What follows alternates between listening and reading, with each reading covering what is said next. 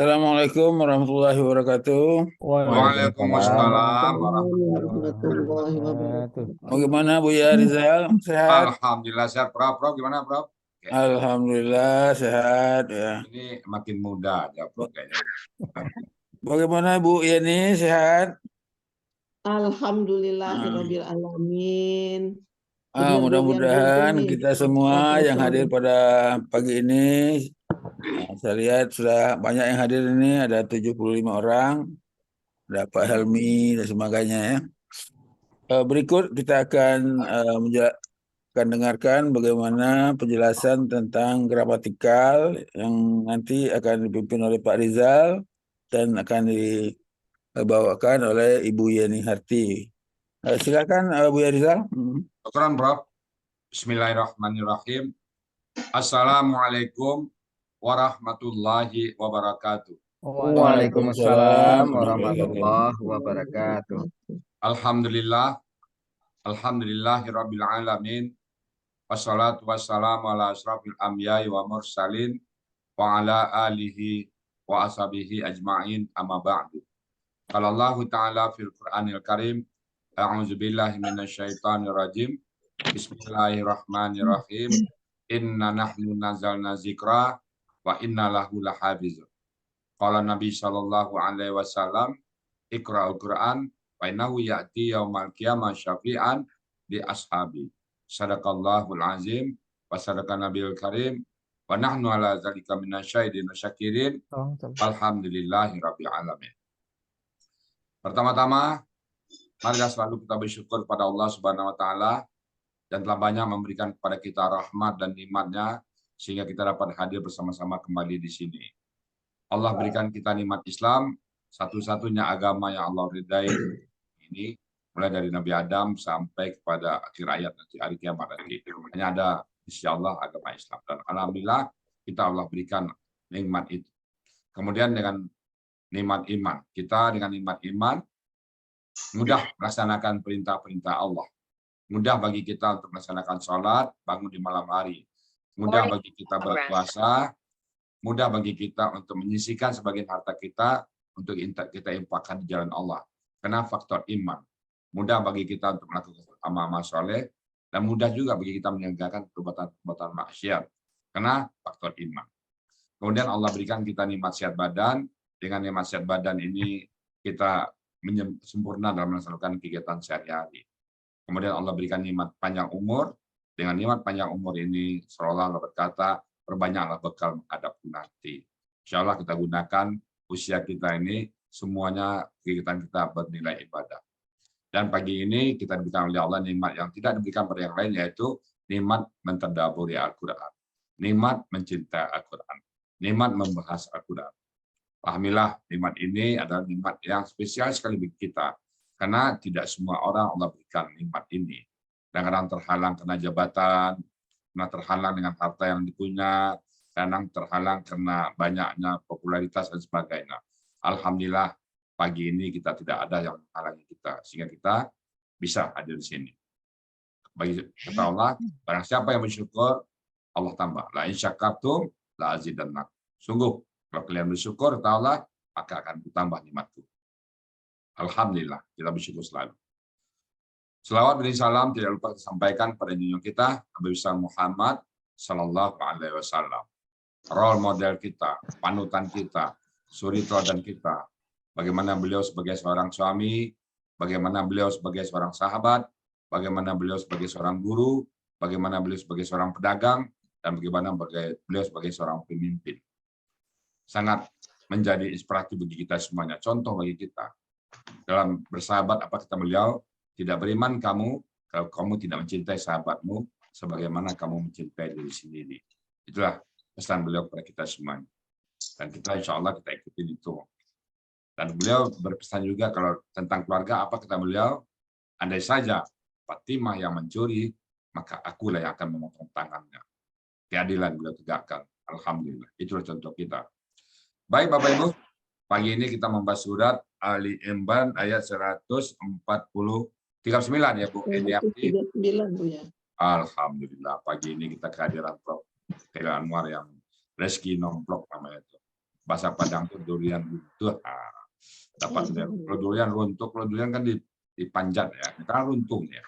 Dapat tinggal punggut aja kita, alhamdulillah. Bu Yeni Hardi kapan masuk Al-Hasani Bu Yeni?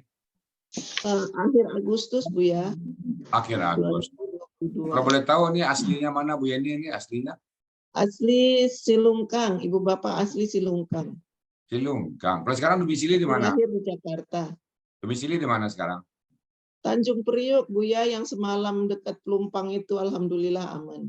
Oh, Agak berarti jauh, ada 2 kilometer. tetanggaan dengan Prof di Balingka Silungkang itu berapa jaraknya? Jauh Pak Buya tuh. Dekat ya kan, Balingka, Nyemarang, Padang Panjang, balik Padang Panjang, Silungkang tuh kan. Kalau di peta dekat. Nah. Alhamdulillah. Kalau jalan kaki jauh itu. Betul, Prof. Oke, kami bersyukur Prof pagi ini kedatangan Prof ya.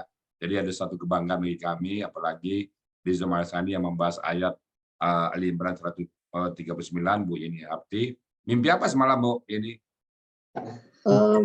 Justru malah tidurnya itu khawatir karena katanya ada kabar tidak boleh tidur nyenyak. Oh kenapa?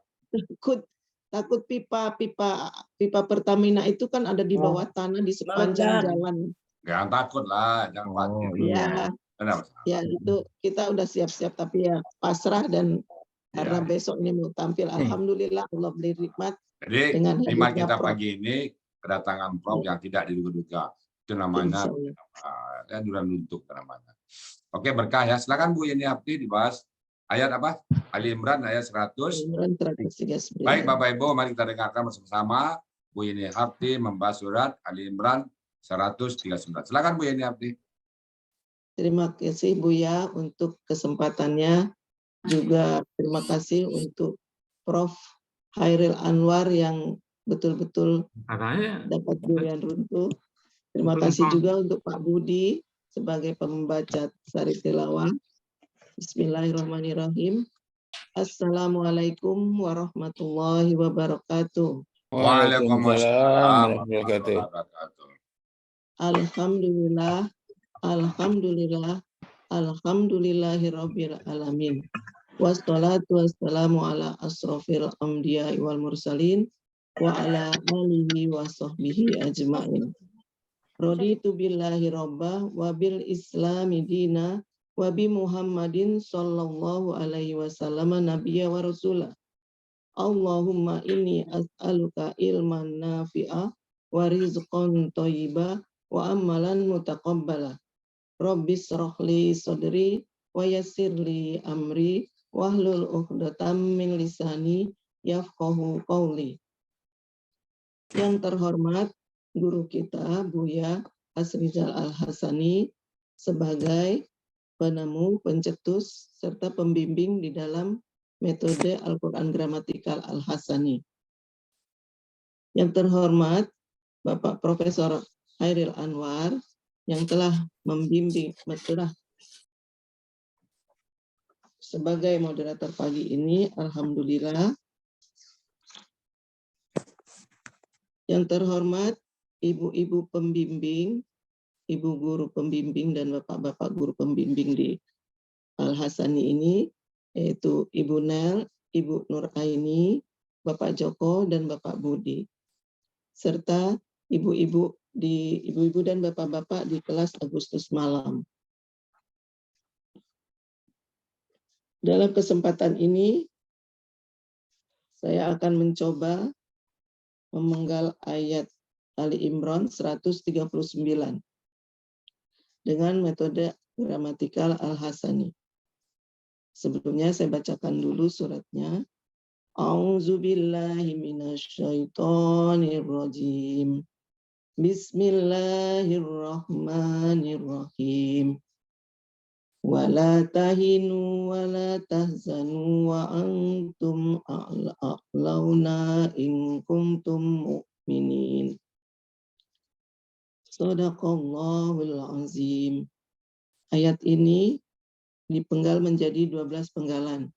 Penggalan pertama wa, penggalan kedua la, penggalan ketiga tahinu, penggalan keempat wa, Penggalan kelima, la. Penggalan keenam, tahzanu. Penggalan ketujuh, wa. Penggalan kedelapan, antum. Penggalan ke-9, al-a'launa. Penggalan ke-10, in.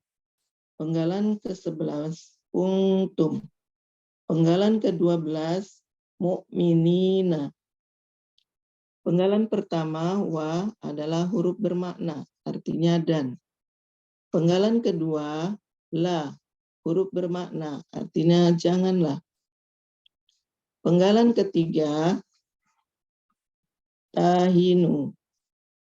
Bentuknya KKSAD dengan ciri berawalan ta yang menandakan pelakunya antum. Tahinu seharusnya tahinuna. Na-nya hilang karena ada huruf la di depan. Na hilang diganti dengan alif. Untuk mencari akar kata sesuai dengan kaidah 1 huruf sia nomor 1 dalam KKSAD, setelah dibuang huruf KKSAD-nya tinggal 2 huruf dengan pola hidup keduanya. Maka tambahkan huruf waw di depan. Hana menjadi wahana. Polanya fa'ala. Dalam Kamus Mahmud Yunus halaman 508 yang artinya kalian lemah. Penggalan keempat, wa, adalah huruf bermakna, artinya dan. Penggalan kelima, la, merupakan huruf bermakna, artinya janganlah. Penggalan keenam, tahzanu. Ini bentuknya adalah KKSAD dengan ciri berawalan ta yang menunjukkan pelakunya antum. Tahzanu seharusnya tahzanuna. Karena adalah di depan, na hilang diganti dengan alif. Akar kata hazina. Polanya fa'ala. Di Mahmud Yunus 102 yang artinya bersedih hati. Penggalan ketujuh, wa, merupakan huruf bermakna, artinya dan. Penggalan ke-8, antum, merupakan kata ganti, artinya kalian. Penggalan ke-9, al-a'launa, merupakan kata benda dengan ciri berawalan alif lam. Akar kata ala. Pola kata kerjanya fa'ala. Pola kata bendanya af'aluna. Artinya lebih tinggi. Ada di Mahmud Yunus halaman 278. Penggalan ke-10, in, adalah huruf bermakna yang artinya jika. Penggalan ke-11, kuntum, merupakan bentuknya adalah KKL dengan ciri ada tum di akhir kata yang menunjukkan pelakunya antum. Untuk mencari akar kata sesuai dengan kaidah kaidah 1 huruf sia nomor 3, dalam KKL setelah dibuang KKL-nya tinggal 2 huruf dengan pola full domah sukun. Maka tambahkan huruf waw di depan dan huruf tersebut berubah menjadi alif. Dalam akar kata, huruf waw dan ya di tengah akar kata berubah menjadi alif. Kawana menjadi kana. Polanya fa'ala.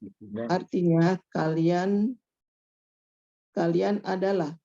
Ada di Mahmud Yunus halaman 386. Penggalan ke-12, penggalan terakhir, mu'minina, merupakan kata benda pelaku aktif. Ciri kata benda berawalan mu. Pelaku aktif, huruf kedua akar kata berakhiran kasroh, berharokat kasroh. Ya sukunna menunjukkan objek jamak. Akar kata amina. Pola kata kerjanya af'ala. Pola kata bendanya muf'ilina. Ada di Mahmud Yunus halaman 49 yang artinya orang-orang beriman. Untuk arti keseluruhan, dan janganlah kalian lemah dan jangan bersedih hati. Dan kalian lebih tinggi jika kalian adalah orang-orang beriman. Alhamdulillah. Alhamdulillah. Alhamdulillah. Amin. Mantap ya, Prof. Baik, ya. Ya itu. Barangkali kemana komentar dari Buya dulu, gimana? Silakan. Main lagi, Prof ya. Bismillahirrahmanirrahim.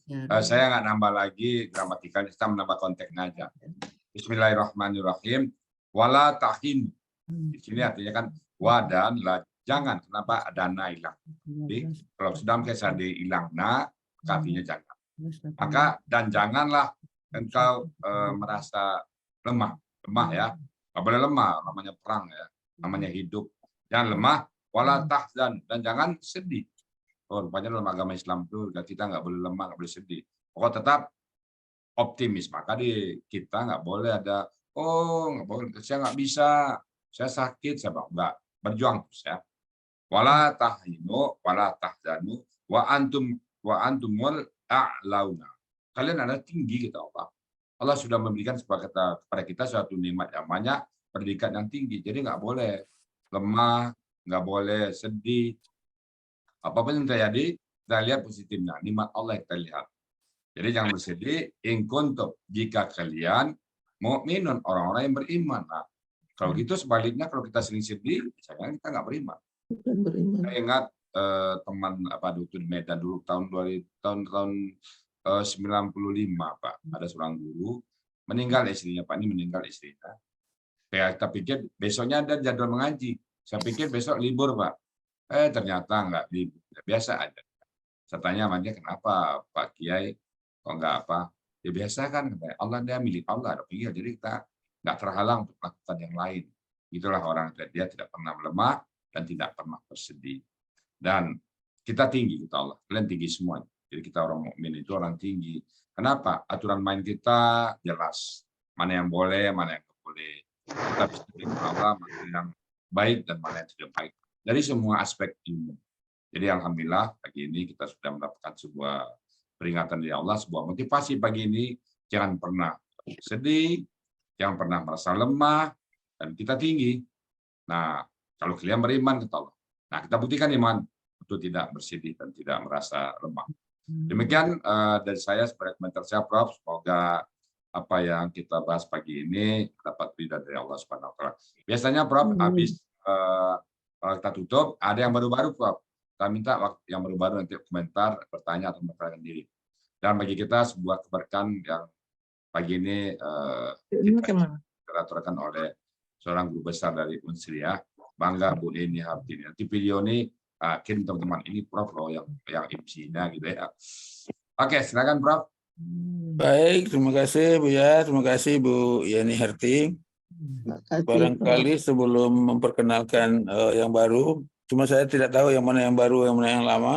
Oke. Jadi kalau kita tinjau manusia ini secara fisiologi, ya, secara anatomi ya, tidak ada perbedaannya antara orang yang Islam dengan yang tidak Islam.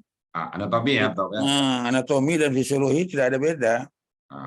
Jadi kalau kita perhatikan susunan tubuhnya kan sama itu. Ya, betul. Nah, sistem-sistemnya sama. Jadi ada sistem pernapasan, sistem pencernaan, kemudian sistem jantung dan sebagainya. Kemudian di sistem itu kan ada organ-organnya, apakah namanya mulut, lambung, ya. Semuanya kita perhatikan tidak ada bedanya ya. Baik secara anatomi maupun secara fisiologi. Nah, cuma di sini disebutkan, jadi artinya kita tidak lemah dengan yang lain-lain itu. Ya, kita sama persis ya, sama persis. Nah, cuma barangkali ada yang warnanya putih, ada yang hitam, itu biasa itu kan macam-macam diciptakan. Nah, cuma kita disebutkan tadi paling tinggi derajatnya itu yang kita kan. Cuma Ya. dengan syarat jika kamu beriman itu. Ah, Jadi kalau beriman dia tinggi, kalau tidak beriman sama aja dengan yang lain itu ya. Itu barangkali tambahan dari saya. Oke, Prof. Cuman seperti ada pertanyaan saya. Tadi kan semua anatomina. Itulah Allah yang maha pengasih. Setelah kasih semuanya. Jadi Allah adil kasih. Cuman di balik yang kenapa Allah katakan tinggi, karena faktor iman atau faktor ketenangan diri ada nggak berdampak kepada anatomi, Prof? Misalnya seseorang beriman dan tidak beriman, ada beda nggak? Dari segi perjalanan hidup misalnya, apakah sakit-sakitan orang yang beriman dengan yang tidak beriman? Pernah ada penelitian, Prof? Barangkali secara umum kita lihat saja misalnya penyakit jantung gitu ya. Ya, oke. Kadang orang yang beriman kan dia tenang maksudnya kan. Ya, ya. Nah, ada masalah apa ya, ada musuh, ada apa dia tenang saja. Jadi Ya. jantungnya tidak begitu berpengaruh gitu kan. Cuma kalau orang yang tidak tenang, tentu degupnya itu kan berbeda kecepatannya dengan orang yang sudah tenang. Jadi secara anatomi barangkali sama, cuma kali fisiologinya ya. Ya, Jadi ada yang cepat, ada yang lambat begitu ya. ya. Artinya Jadi secara jangka panjang berpengaruh. Orang yang beriman ya, dan tidak beriman pengaruh ya, Bro. iya. Jadi kalau kita lihat alatnya sama aja kita buat. Jadi orang misalnya dia lakukan bedah itu ya pada orang meninggal, periksa jantungnya masing-masing. Saya kira tidak banyak berbeda ya. Barangkali ada bedanya kalian nanti ya. Cuma secara umum tidak beda. Ya. Nah, cuma karena pengaruh yang tadi barangkali nah jadi itu yang tertangkap oleh saya. Cuma saya belum pernah meneliti betul mendalam begitu. Apakah bisa dengan melihat jantung, kita lihat ini jantung ya, jantung orang. Ini jantung orang Islam, ini jantung orang non-Muslim, ya belum bisa. Nah, kecuali kalau laki-laki ini disunat, ini tidak sunat, kita jelas itu. Saja. Oke. Begitu, Bu ya. Sekarang, Prof ya. Sekarang kita buka diskusi dan jawab ya, Prof ya. Oke.